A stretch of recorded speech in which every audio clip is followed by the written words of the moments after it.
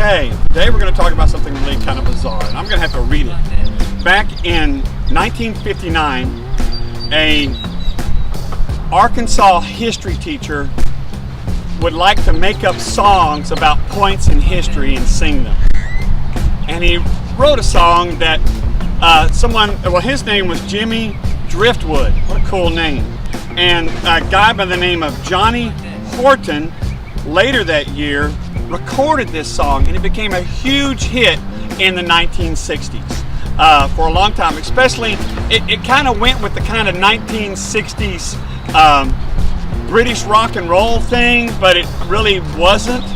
And of course, that song was the Battle of New Orleans. And if it weren't for that song, I wouldn't know anything about the War of 1812 or the Battle of New Orleans. That's the first time I ever heard of it in my life, was when I heard, well, in 1815 we took a little trip. Yeah, and it was huge. It was like, it was voted, well, it was in the top 10 songs on Billboard for the 1960s. Can you believe that? So we all know about the Battle of New Orleans thanks to this song. And through that, we also know about Jean Lafitte, this great buccaneer, privateer, pirate from New Orleans. And New Orleans likes to celebrate him on Bourbon Street. They have where he and his brother had their black shop, and where they sold goods on the black market and all this type of stuff. But you got to understand about a few things about Jean Lafitte. He was an incredible businessman. He wasn't like in the movies. You got this one guy on one ship with a black flag going out attacking, innocent other vessels, things like that. No, he had a whole fleet of ships. He had sometimes often more than 100 people in his employ. He had captains running ships for him. He didn't go out in the ship. He had people that did that for him, and they would get this stuff. Sometimes coins, sometimes stuff worth a lot of money, but they would get everything from ladies' hats to things that were being shipped over from Europe that people over here wanted. All kinds of things, special fabric and things like that people wanted, furniture, and some of that stuff could be sold for a pretty penny on the black market. So not only was he capturing all kinds of stuff, but then he had to have a network of people to sell this stuff, to make money off of it. He had all these network of people he could fence it to, or he just had his own businesses on the side where he sold it. Incredible businessman. Well, the United States government, which was in New Orleans, Louisiana then, we were at war, the War of 1812, which honestly Americans don't know very much about. And that's fine with me. Now, the Canadians think it was their greatest moment in history. It was the war where they defeated, and I'm not exaggerating this, if you go up to Canada, you'll see references to this kind of thing all the time, where they defeated American imperialism when the United States tried to take Canada. And their greatest hero is Benedict Arnold. I'm not kidding. I'm not exaggerating. You go to these little towns, go to North Bay, Ontario, there's a statue of Benedict Arnold right there at the courthouse square, because he's their greatest, war hero. We don't get that either. But here's the Battle of New Orleans. Andrew Jackson has showed up with naval forces and soldiers and Marines and stuff to try to defend New Orleans against the British. The fact that the war was already over and they didn't know about it yet, well, that's just a footnote. But the war had already been over. Britain had already sued for peace, and the United States and Britain had already come to terms, and it was over. But these people that were going to fight didn't know it. And meanwhile, Jean Lafitte had been arrested and put on this, and the island he was operating out of kind of became his prison. And but he had a plan, because remember, he was pretty smart. So he wrote a letter to Andrew Jackson and said, you know what, I am ready to be a upstanding citizen and defend my country and be a good guy for a change. If you'll give me a pardon, I will commit all my my men to fighting with you against the British. Well, Andrew Jackson said, well, I really don't have that power. It's the local authorities who have captured and imprisoned you. I really don't have that kind of authority to just release you, after he got that letter. Well, that night, Jean Lafitte escaped captivity with all his men and showed up to fight for Andrew Jackson and did a good job. Andrew Jackson's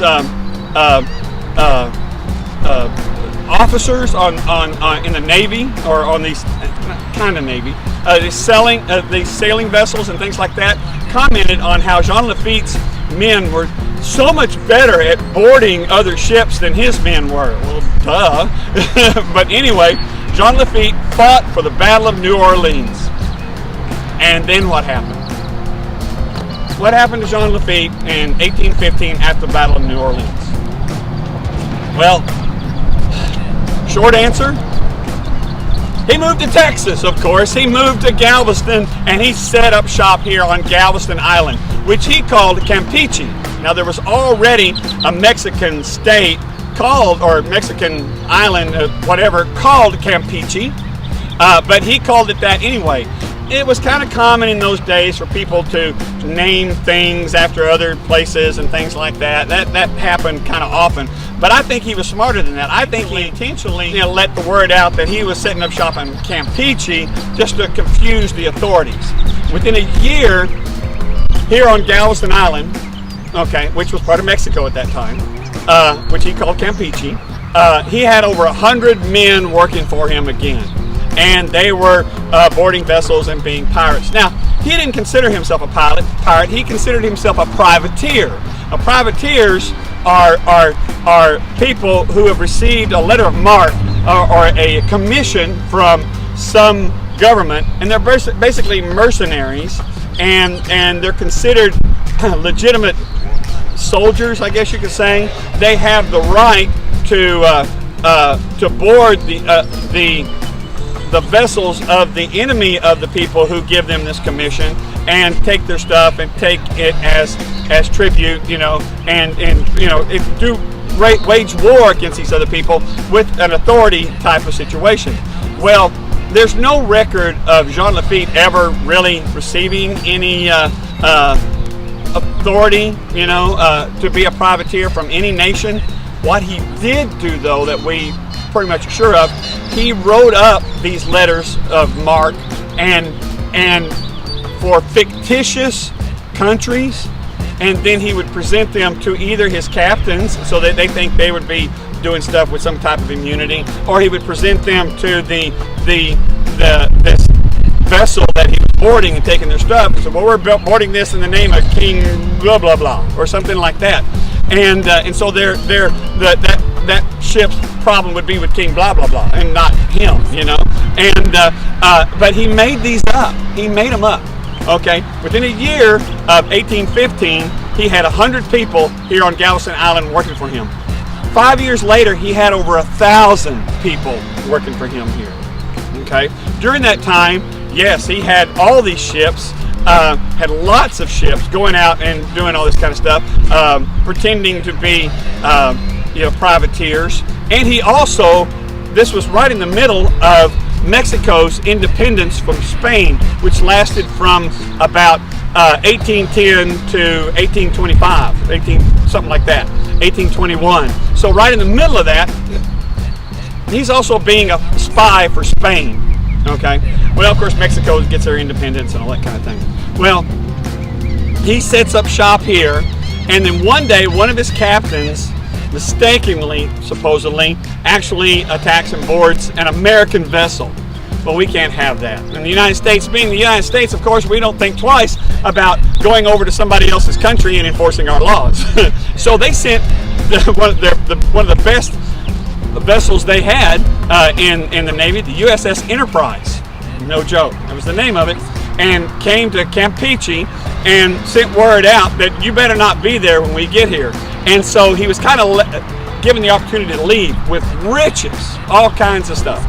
Well, he left Galveston, and there's two stories about what happened to him after that. One is he accidentally attacked a group of boats that were privateers, and they were much better armed, and they were much better at doing it than he was. And he was mortally wounded, and he was buried at sea in the Gulf of the Bay of Honduras.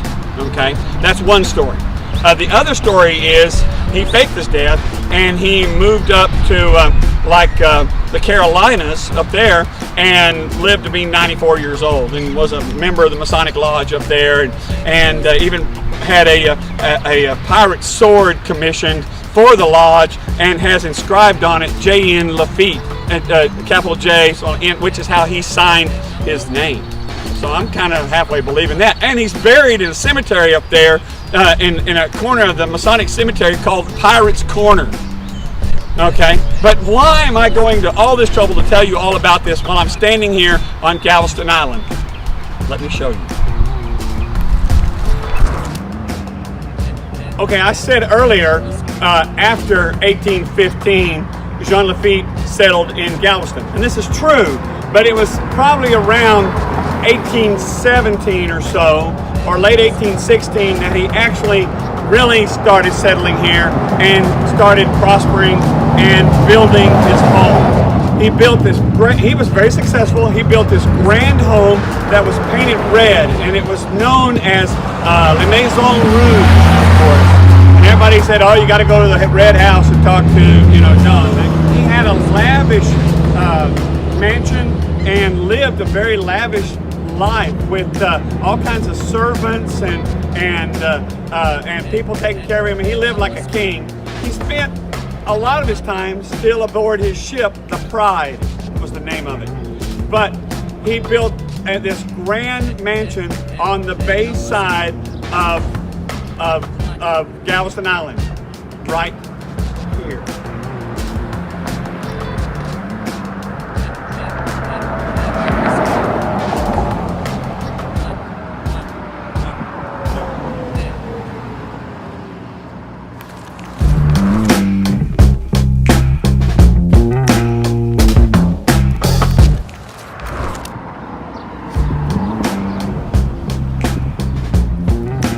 Be honest, part of this structure was, it goes back quite a way, maybe we can get a shot there, but it was a 3-story mansion, but when the island was flooded in 1900, they came and they lifted up all the big fancy houses and then put dirt underneath them and set them back down. They raised the island up 17 feet.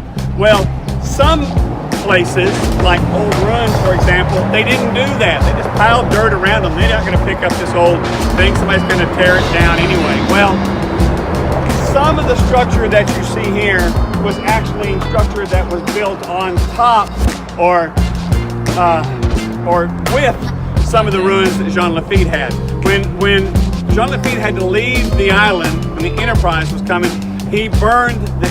He had a big fort and this mansion. And he burned all of that and then left, okay? But, so some of this was actually built on the ruins of Jean Lafitte's house. Now, I can provide you with some drawings, a picture, perhaps, of what his house looked like, because it was so lavish, people, drew pictures of it and do stuff like that. And I'll tell you what, I'll go ahead and I'll post that right here. Hopefully it's there. And if you look at it closely, you can see some similarities between it and this house, like the arch windows. Now, remember, half of this house is buried, okay? And so you see these arch windows and things of that nature. The staircase might have been lifted up, dirt put underneath it, or moved over, or whatever. I don't know. There is some dispute over what is original to La Maison Rouge. The picture's still there. And what is new later in the 19th century. But regardless, we know this is the spot where Jean Lafitte lived on Galveston Island, which he called Campeche. Pretty cool, huh?